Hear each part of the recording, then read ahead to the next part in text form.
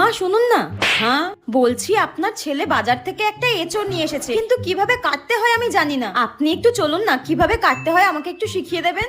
হ্যাঁ ভগবান, তুমি এত বড় ধেরে একটা মেয়ে, সামান্য এঁচড় তুমি কাটতে পারো না? তা কি জন্য তোমার বাবা মা সাত তাড়াতাড়ি তোমার বিয়ে দিয়ে দিয়েছে? হ্যাঁ, একটা কাজ শিখতে পারোনি? আমার মেয়েকে আমি সবকিছু শিখিয়ে পড়িয়ে তারপর শ্বশুর বাড়িতে পাঠিয়েছি, যাতে শ্বশুর বাড়ির লোকজন আমাকে কোনো কথা শোনাতে না পারে। আর তুমি কি শিখেছো? হ্যাঁ ঠিক আছে মা, যাচ্ছি। হ্যাঁ ওই দেখো, বলতে না বলতে আমার মেয়ে ফোন করেছে। সব কাজ বাজ সেরে তারপর আমাকে ফোন করে। তোমার মতো নাকি মিনিটে মিনিটে বাপের বাড়িতে শুধু ফোন করা? হ্যাঁ মা বল, কেমন আছিস? মা শাশুড়ি শুক্তো রান্না খেতে চেয়েছে, কিভাবে করব বলে দাও। শুক্তো কিভাবে করবি বলে দেবো?